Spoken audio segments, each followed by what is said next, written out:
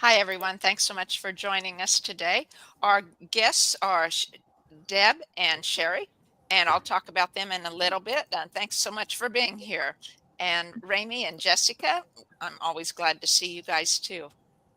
And I'm going to tell you about Deb and Sherry. Debra Jackson and Sherry Hill are owners of Amethyst Treasures, a metaphysical shop in Topeka, Kansas, where they share their knowledge of crystals and a variety of other energetic treasures. Deb is a certified shaman and Reiki master of 14 years who gives amethyst wand energy sessions for clients. And prior to owning Amethyst Treasures with Sherry, Deb was part of another metaphysical shop for over 9 years. Sherry is a psychic and mystic, a Master Akashic Record Reader, and certified Taro angel card reader. And she has knowledge of crystals, rare stones, and fossils. And they're scheduling events and classes for the coming year, and they'll announce their first quarter's events in a few weeks. So you can keep up with them on social media, and their website links are below. And I met Deb and Sherry in their shop one day. I was in there and have enjoyed visiting with them a couple times now. And so, whichever of you would like to go first, please tell us how you got started in the work you do. What drew your interest there? You know, whatever part of your life you want to tell about to get into that your story. Well, for me, I was born gifted. So I can remember clear back when I was 5, 6 years old. Saw my first spirit at the foot of my bed. Didn't freak me out. I just thought it was the coolest thing. And of course, back then it was kind of taboo, so you couldn't talk about it. So a lot of when I grew up, I held a lot of that in. I couldn't say anything to anybody. They tend to look at you a little funny when you start mentioning stuff like that. But a lot of things I learned along the way.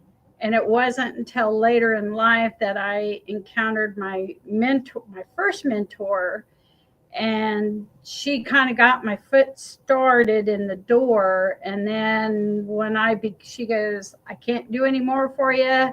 You're a lot more than you've surpassed me. So she sent me on to another person who she has been an awesome mentor.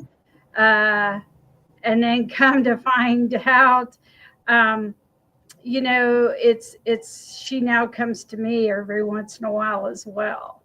And it wasn't until later I got started in the Akashics. Had no idea what it was, but when I first took that class, everything just kind of clicked and fell into place. I felt like I've done this before, and I've been excelling at it. And then through the years, I've got more training. So now I'm a master and a teacher of the Akashics, um, which in February 8th is my next pending class for the Akashics. It's a 2-day class.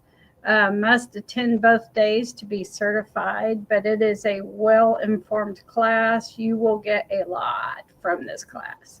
But as for the store, it has been a long time dream. So I just kind of had it on the back burner with not even thinking about it. Actually started working or reading in the shop that Deb was at the time working at. And her and I had conversed about my ideas of a store. And then she told me her ideas of a store. And we kind of laughed because they're both kind of similar. And then Deb just said, hey, have you ever thought about maybe partnering up to do a store? And I said, you know what? I'm game. And ever since starting in March, we found the building, obtained the building, and June 8th, we had our grand opening. And it was that people were impressed how quickly we had this shop opened up and going. But we have everything stones and crystals, which I obtained. Some of it I actually handpick. And then a lot of them I have wholesalers that I've connected with. So they know me very well.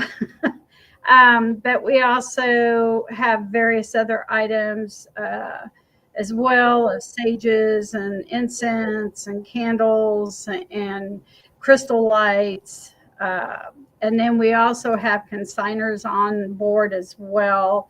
Again, various different things and items that they have. So we're pretty stoked. I also do readings here. I do Akashic readings. I do oracle card readings. I'm an animal communicator, which is ironic because we're right across from the zoo.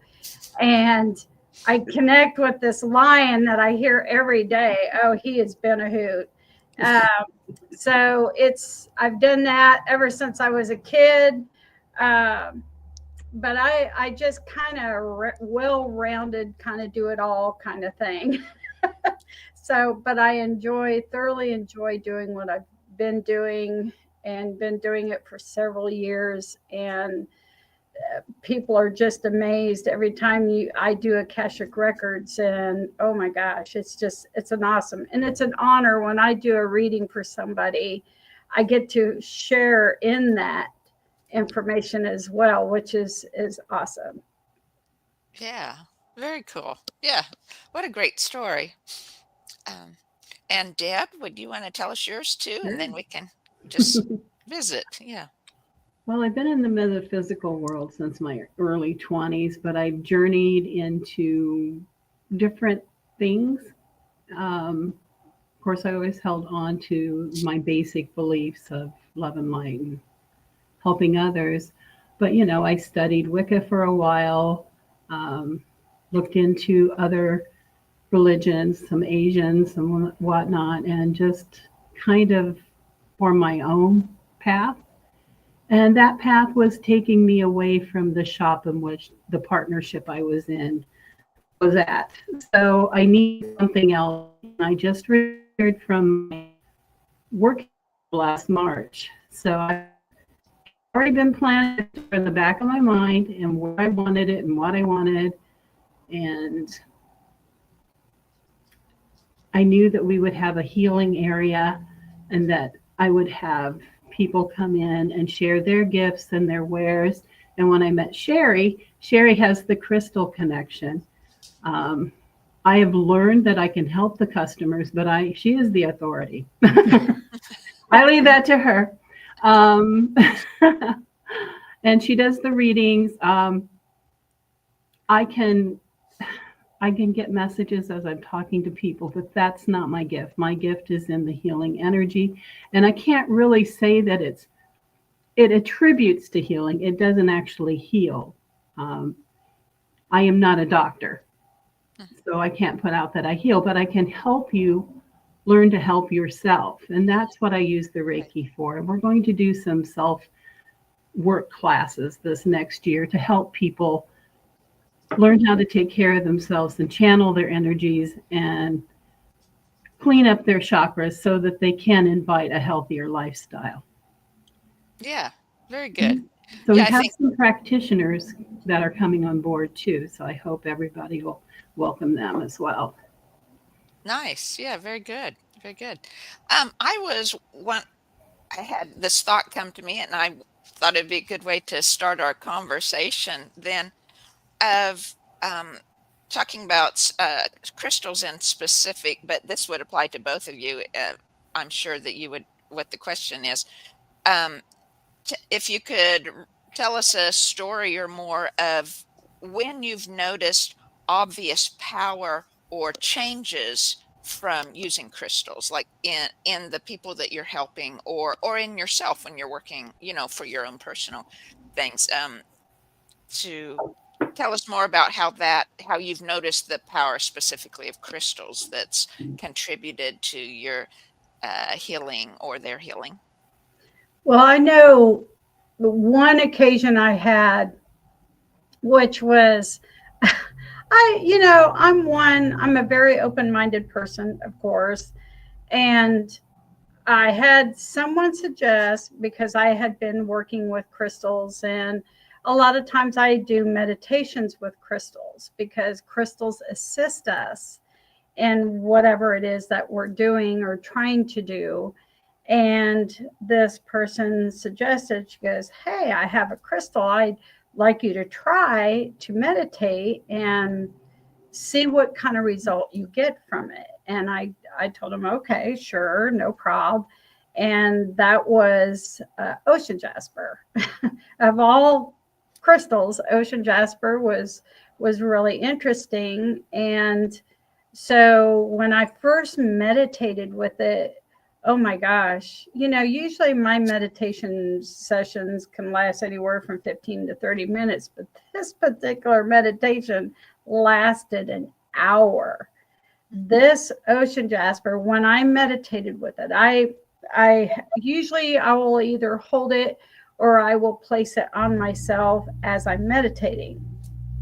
Um, when I meditate, I don't do the traditional, do the whole yoga pose thing. The object is you want to be comfortable, relaxed, uh, in what you are doing. And so I was sitting in my recliner chair, reclined back, and had my crystals on me. And oh my gosh, this ocean jasper took me deep. Wow. I was really, really, and once I got down in there, it's like I didn't want to get out. It was so nice. It took me a little bit to get grounded, which I always use my either tiger's eye or smoky quartz will help you ground. Um, but it was wow. And it just took me so further out. And it kind of lives up to the name of ocean jasper because you think about ocean and what the ocean is. It's a very vast open. It goes on like infinite, just keeps going, and it takes you way out there. And it was just an amazing experience. I love meditating with ocean jasper. So if anyone would like to have an opportunity, try it. And wow, it's an awesome crystal. um, Tourmaline is another one I love working with because most people know what tourmaline is. It's a protective stone. It absorbs negative energy because a lot of us, we all know we have a lot of negative stuff around us. And I use it in my house. I have a protection grid. And let me tell you, when people walk in my door, they're like, whoa, that they can feel how calming and relaxed the energy is. Even when you walk through our shop door, you'll feel that same feel. Is because I have protected the shop and I've placed tourmaline to provide a protection grid within it. So you have this amazing protective field and you can just feel this amazing energy when you walk. I had one lady walk in, she just stood and is like, wow. So have a seat and take it in. That's what we're here for. So yeah, it's crystals do amazing things. Each has a particular job to do, and it knows what its job is. And a lot of times when I assist people look at crystals, first thing I'll ask them is what do you look for? What reason you were looking for this crystal? And then I usually, crystal pick you, because crystals will know what you need, as that is the crystal that draws you to it. So, and you go, well, I really don't need any crystals, but you're really drawn to something. There's a reason for that. And I always tell them, don't ignore it. There's a reason why that crystal's drawing you to it. And that crystal really wants to work with you. So it's like I said, crystals have a lot to show us and teach us. Very cool. So when you mentioned tourmaline, there's different colors of tourmaline, right? Yep. And Yep. so does it matter which color that you would use, or do all do that? They pretty much all do that. Some have a little bit more than others, but tourmaline is pretty much an all around. It's a amazing protective stone. It absorbs negative energy and dispels it. And that is why tourmaline is so awesome to use, is because you don't have to cleanse it. It's self-cleansing. Okay. So Cool. that's like when I set my protection grids up, once I sage and cleanse or do a smudging in the wherever I'm at, then I use the crystals. And once I set them, I just forget them. I know they're there. You can't see them, but I know they're there. Mhm. Well, very cool. Have you noticed then how crystals, if they change any in their power, or how the feel or of how you feel they work, right, depending on astrological signs that we're passing through, or all the does all the interactions of all the astrological energies affect the energies of the crystals? Yes, it does. And what's really interesting, there's one particular crystal I know of. If you ever have, trying to think here, it's green. I think it's green, not green jasper. Green opal. If you take that opal, take note of it.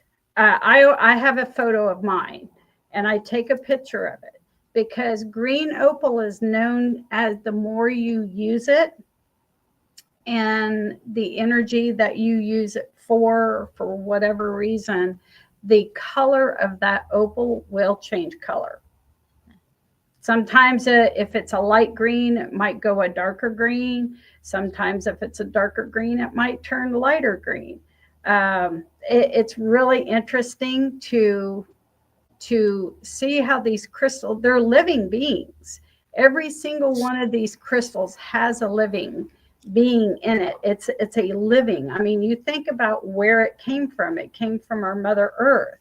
So these are living beings, and they were placed here to help us, assist us in what we are using them for. Yeah. Yeah, very cool.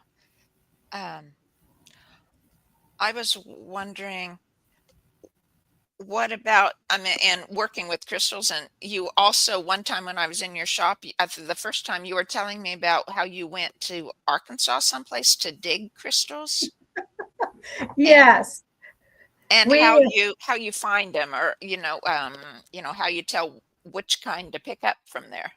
Well, we every year the hubby and I try to make a pilgrimage to Mount Ida, Arkansas. There's so many different crystal mines in Arkansas. We like to stay close to the mom and pop type shop or crystal mines that are not commercialized as much. But the one we go to is in Mount Ida, and we go to the same crystal mine every year. They know us now. Every time we go, oh, you guys are back.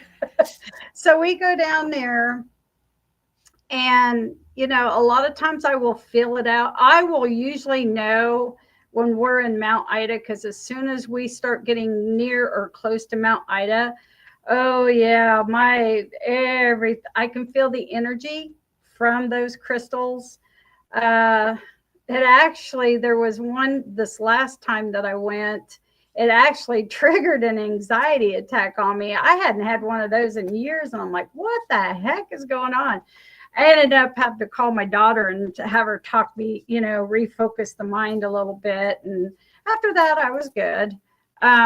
But oh yeah, I can definitely feel the buzzing in Arkansas. The crystals there are just incredible. But we have our techniques, and we go prepared, and so when we go, one of the things at this particular crystal mine, which was really interesting, is they have a variety of different types. You have your phantom quartz, you have your blue quartz, you have your clear quartz, you have your double tourmalated, which means they're pointed at both ends. Excuse me. So I have never seen a blue quartz before, and we decided this particular year we were going on the $100 side, and we were digging, and I happened to look down, and this one crystal just kind of stood out, and I'm kind of like, this does not look like clear quartz. It had a blue tint to it, and I go, that's odd. And so I put it in my little bucket. Well, one of the ladies that usually works there was her day off, and she came through the mine, and she was just doing her ground searching, and she was picking up stuff from here and there, and she comes over by me and she goes, well, have you had much luck? And I told her, yeah, not too bad. And she goes, have you ever seen a blue quartz? And I told her, no, I'm not really sure. And she goes, well, here you go. And she hands me one.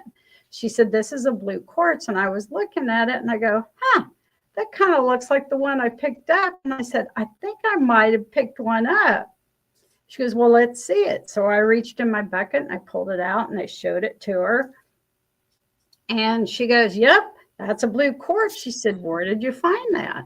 And I told her, oh, over in that area. And she goes, nice job. She goes, well, here you go. Now you have two. Aww. So I gave one to my daughter and I kept mine that I found. So that was pretty cool.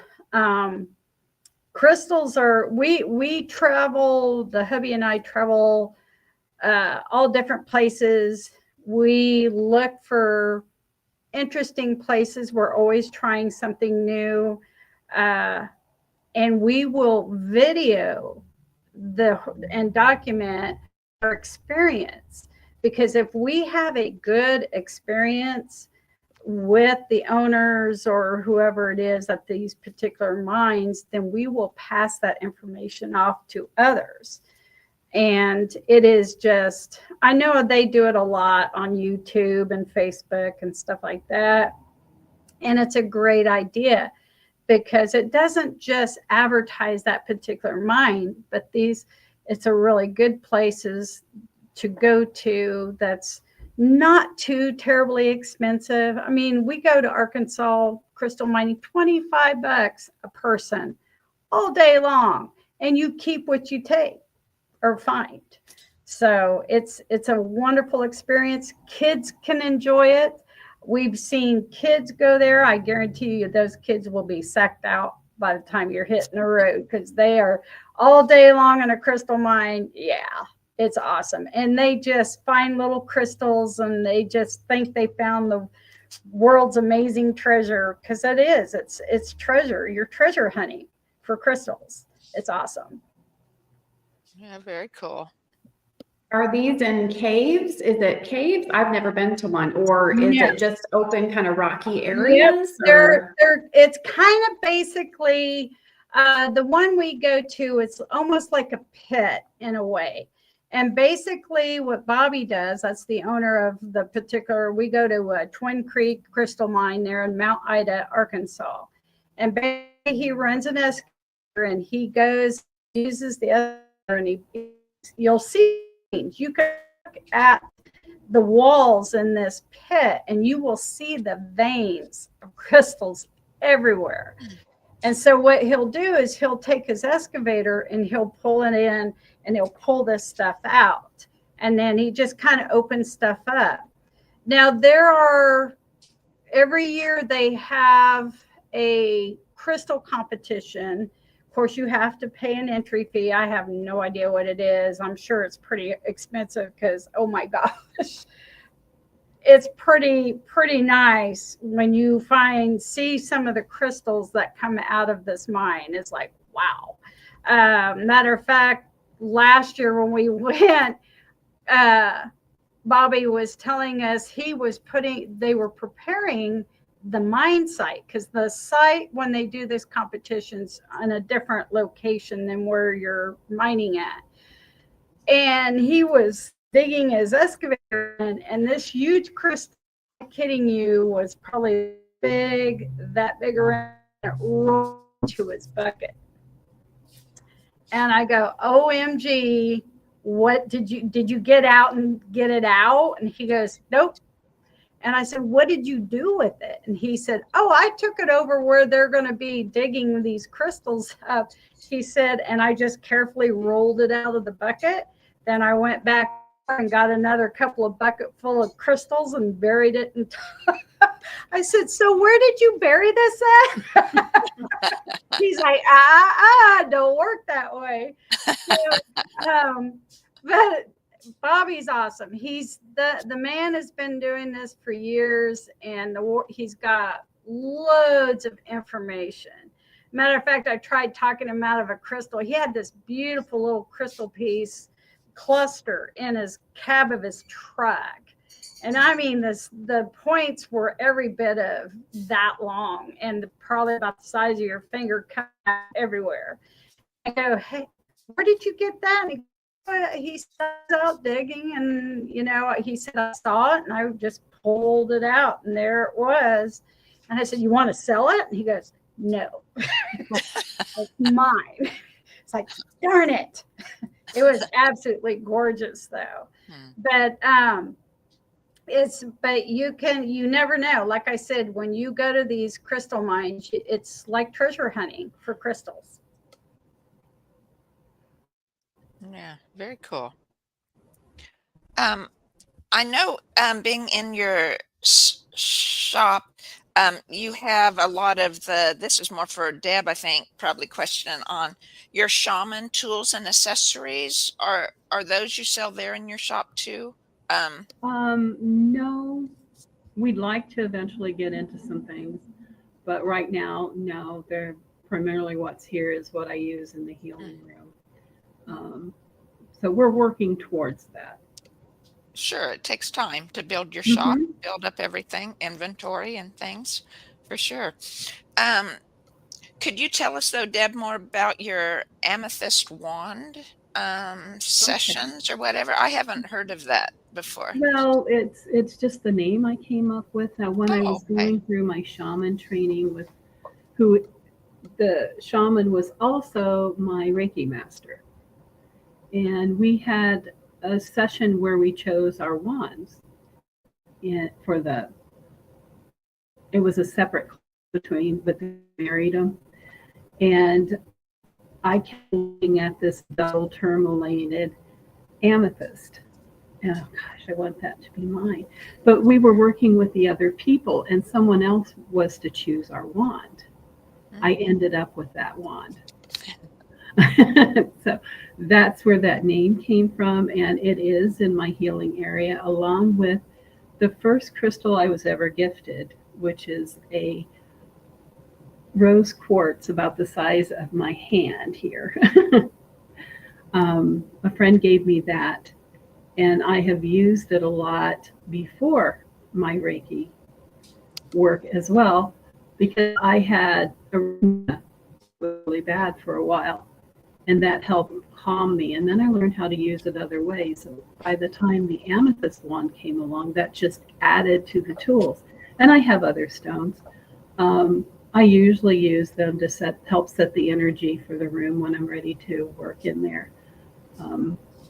I don't actually use them while I'm working. The energy comes from the universe through me, through my hands. But I have set that crystal, that rose quartz, on different people having problems with their heart chakra. And that has helped them so much. So it keeps giving. And like Judy, she's passed on. That's who gifted it to me. Yeah. Very good story there. So, Sherry, then could you tell us more about your Akashic records or your angel reading, your experiences there, or whatever you'd like to tell us about those? The Akashic is basically what Akashics is. It is all stored information from all past lives, including your present. You can find out the past, present, and the future. Everything, when I do the Akashic records, I have a opening and closing prayer. In the opening prayer, I incorporate the person's name, which only opens their records. Because when we go into the Akashics, I have to have their permission. And of course, when they say, yeah, I would like an Akashic reading, well, then they're giving me permission to do that. Once I go and I open the records, I connect with the masters, teachers, and loved ones. I consider them kind of like your personal guides or your librarians of the Akashic records. They're the ones that retrieve the information for me. So when I get information from the records, no matter who I'm reading, information will come in many different ways. I can hear it, see it, feel it. So whatever I am getting, I will let the person know this, and I may not understand it. Usually I don't, but the person I'm reading will. Oh, never fails. It always happens. It is, I have opened up my own records. I've used it to help me on my spiritual path and direction. But I've opened over hundreds of Akashic records. I've also done locations as well. As long as it's open to the public, I can open the Akashic records in that particular location. One particular place I found I had done, and I always wanted to do it, was the Tombstone, Arizona's cemetery. And a lot of people are going, ooh. And I'm like, oh, no, it's not as bad as you think, guys. What interesting. Now, they will not go into particular people or names. They will not do that because they do not have permission. Even if a person's passed, cannot open their records. But they can give me information about that particular person. There was one when I was in the cemetery. The first thing they talked about was this baby she was here and then she was gone. And come to find out that and then I was told that this baby is now with her mother. She's good. And so in the cemetery, sure enough, there is a gravesite for this baby. I believe she's only 3 months old. And it was back in the early 1800s, all the crazy illnesses had back then. This baby died because of that. But she is now with her mother. And I thought, well, that's great. So I'm journaling everything down. There was another one. It was a gentleman. Nobody knows who this gentleman is. Still don't. But they had no idea how this guy died. Well, come to find out, I was told that this gentleman was found. He was doing something he shouldn't have been doing, which was cattle rustling.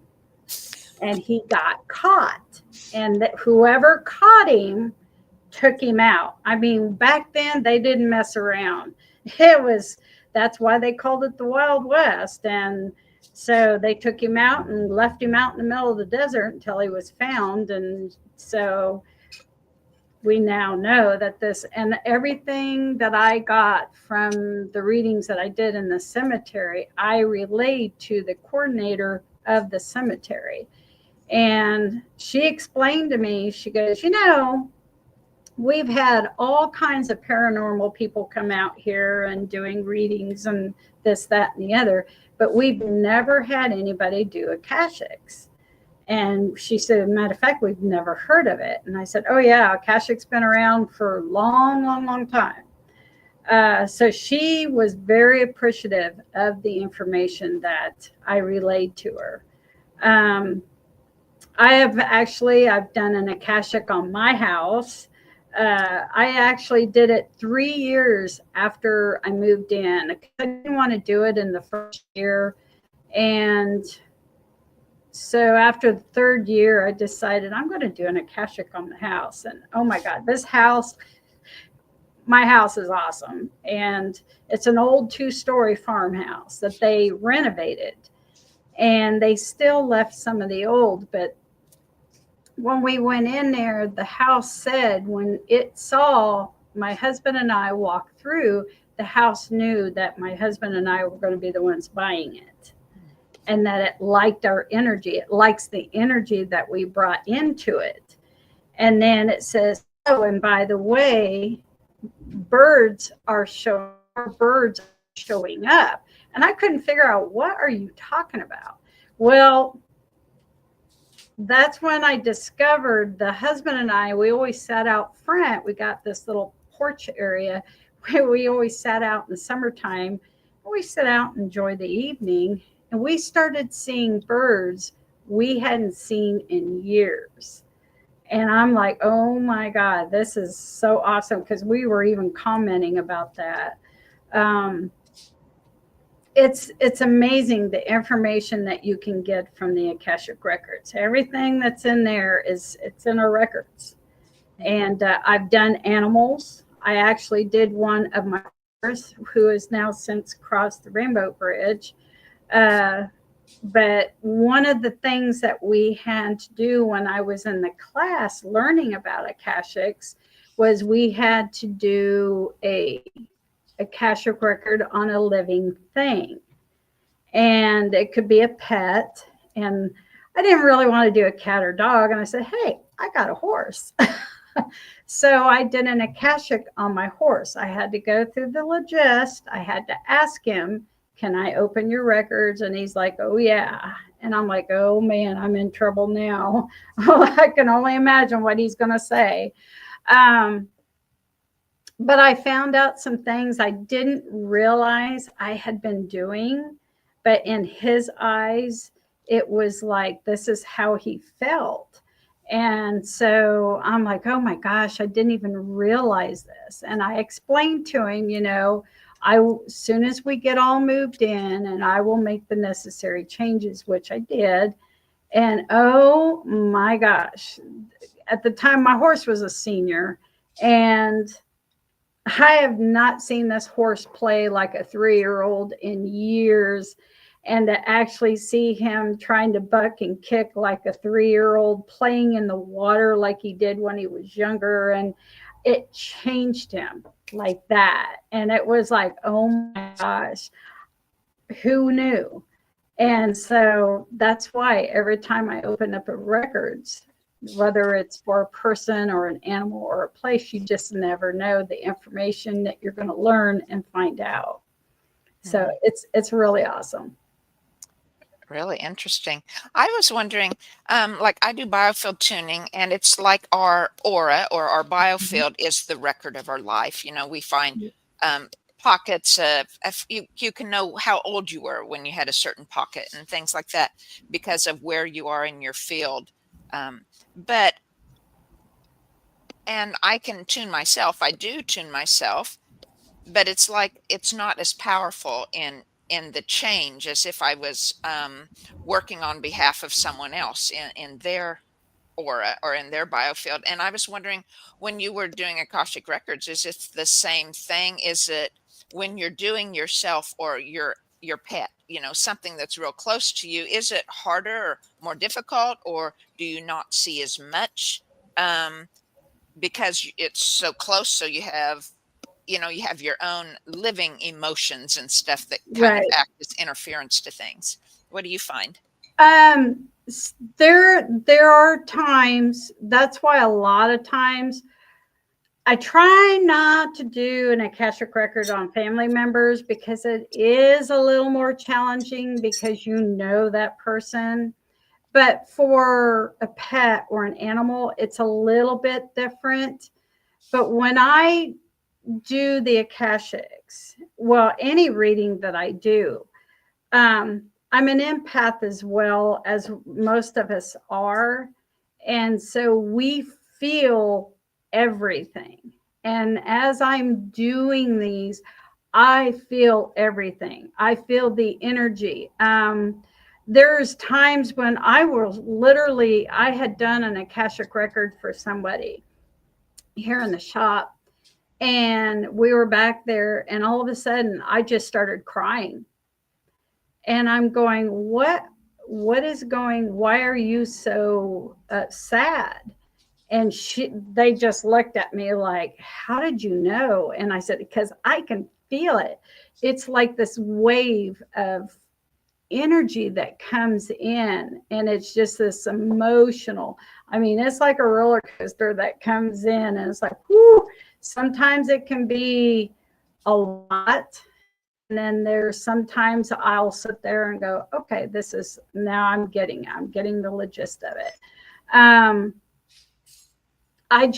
I learned to kind of bring it in a little bit, and I'm learning to hold it so it doesn't go too much, because it can knock the wind out of your sails once in a while. But yes, there is so much different energies that come from the records. It depends on the person or thing that I am doing. I did a location a couple of months ago. It was actually in Missouri, and it was really interesting. And the one thing, anytime that I'm doing, whether it's doing Akashics or any kind of reading, I don't want any information. I just don't give me anything. I need to know. I'm going in this completely blind because I want that information to be clean and pure, not been tainted in any way. Oh my gosh, the energy that comes from this place in Missouri was just incredible. And then I started getting all this information about it, and I'm like, I can't wait to go there personally, because when I do, I'm definitely going to do another Akashic there. But it's just the energy is just incredible. And like I said, I can feel everything. The emotions, the anger, it's everything, and sometimes I can smell it, I can feel it, I can hear it. There's been times when I've done an Akashic record for somebody and I heard music playing. Physically, I've heard music playing. So, and then the first time I did an Akashic reading, I was doing it via Zoom. And I had an incident that this woman that I was reading for, and she was enjoying this reading. Oh my gosh. And then all of a sudden, something came in that was not part of the records. And I'm going, who is this? And then they said who they were. And I go, you're not supposed to be here. Because in the Akashics, it's in its own place. Nothing else should be in there but your master teacher and a loved one and whatever information's in there. And this person came in, and I'm like, you're not supposed to be here. You don't have permission. And they said, yes, I do. And I go, no, you don't. And yes, I do. And I asked the master teacher and loved ones, and they said, yes, we gave this person permission to step in. We are allowing her to come in to assist giving additional information because the person that I was reading for needed it. It doesn't happen all the time, but on rare occasions this has happened. And I just thought it was odd, and I went with it. And it was all positive, because everything comes from the Akashics is positive. If you ever have an Akashic and it's negative, then they're not in the Akashics. But later on, after this reading was over, and the person that I was reading for was just astounded. Oh my God, they were literally in tears. I went back to my Akashic teacher and I said, okay, I had something really odd happen. And I just need to know, is this normal? And so I explained to her what had happened. And she said, did the master's teachers and loved ones allow it? And I said, oh yeah, they said, yep, we gave her permission to be here. And they said, okay, then what are you worried about? She said, that's awesome, because they're allowing you to exhibit, to build up on this reading that you had done. And I said, the reading was incredible. And the person that I read for was just astounded and just amazed. And oh my gosh. And it was just an awesome experience. It rarely happens, but when it does, I just roll with it. Very cool.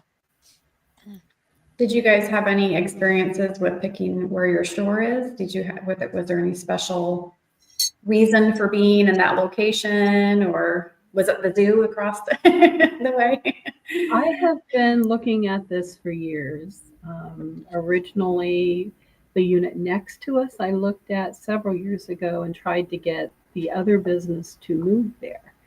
And there were 4 partners, and 2 said yes, 1 said no, and the 3rd one, or the 4th one, went with the no.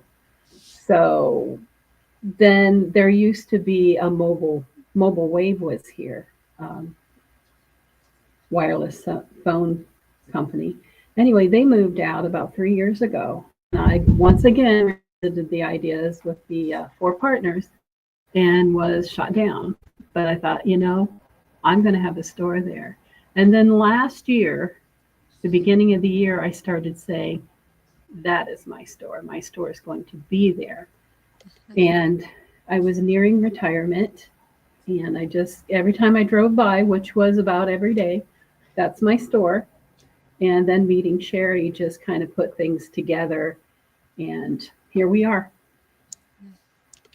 Very neat. Sherry, I'd really like to hear more about talking with the lion. So yeah, where our store is located, we're right across from the Topeka Zoo.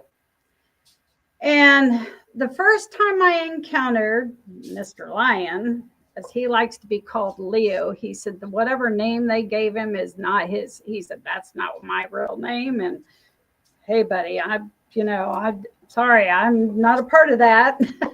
But so when I heard him, he was very assertive. He is very sure of himself. He knows exactly who he is. He knows he's royalty.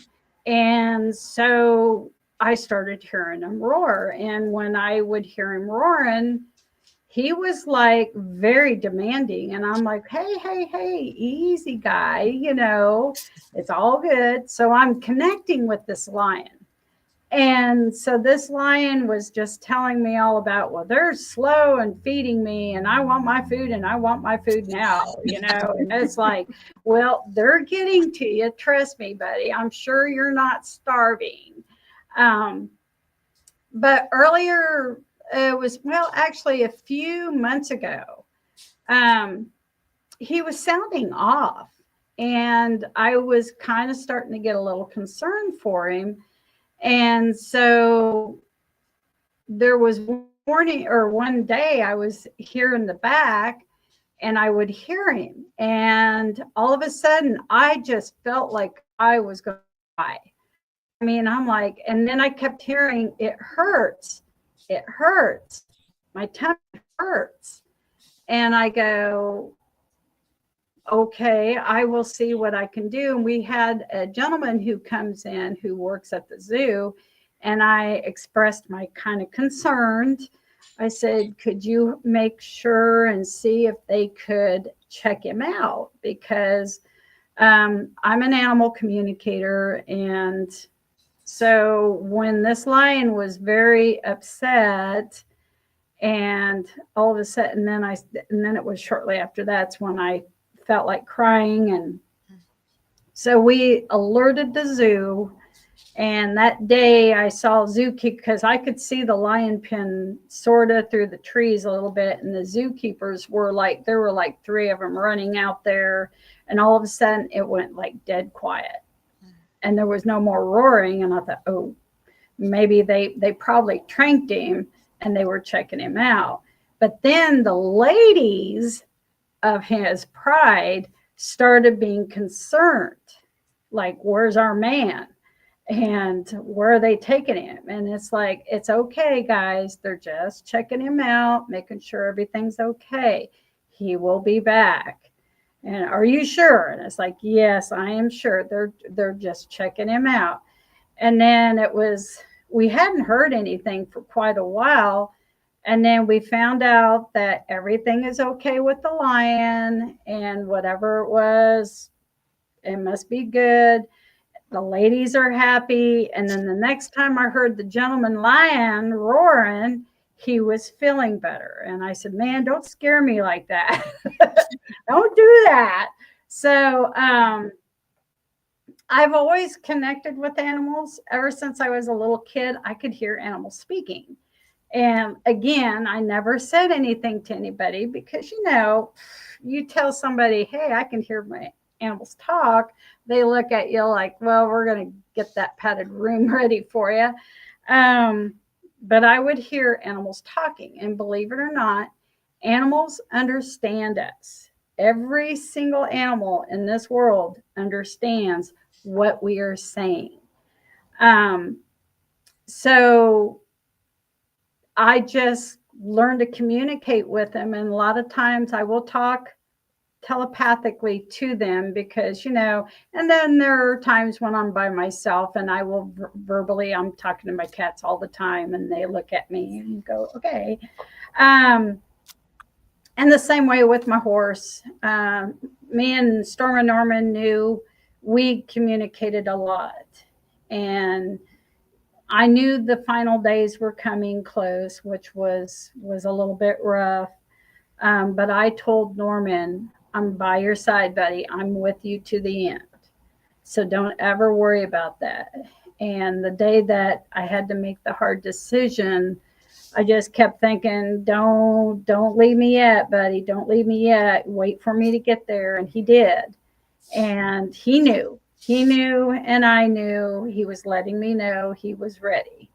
And I was with him to the end. And I am so glad I did, because the reason why, and I read a thing about what a veterinarian had said.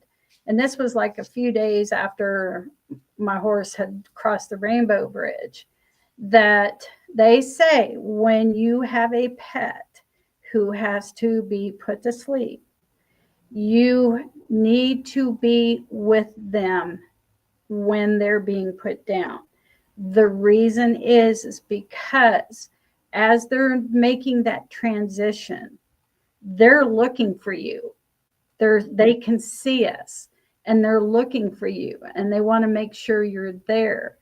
And because if you're not, then they start looking for you. Now they still cross over, but it's just something in the transition that, and I'm so glad I did, because 2 days after Norman had crossed the Rainbow Bridge, my best friend in Oakley, Kansas contacts me and said, Sherry, you're not going to believe what I just saw when I got home.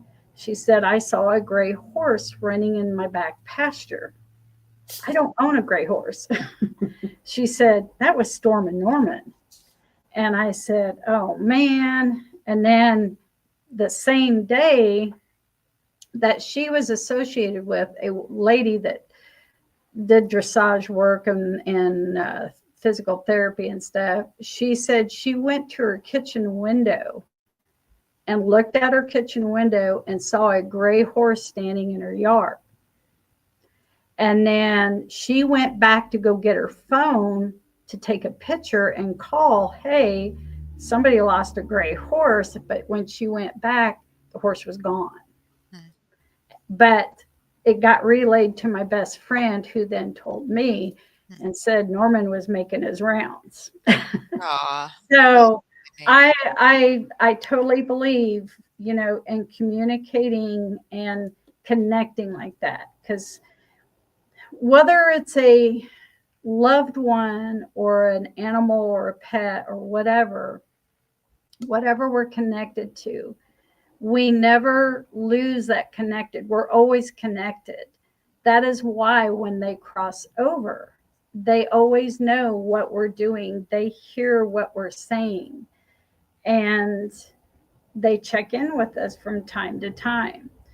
And that's why I never say goodbye. And I told Norman, I'm not saying goodbye because you're just going to a different location, but we're still there. We're still connected, and we still are, because I still see him here, and he'll check in from time to time. If not, I usually get a text or a phone call from somebody saying, "Hey, I just thought I saw Storm and Norman." I was like, "Yep, that's my guy."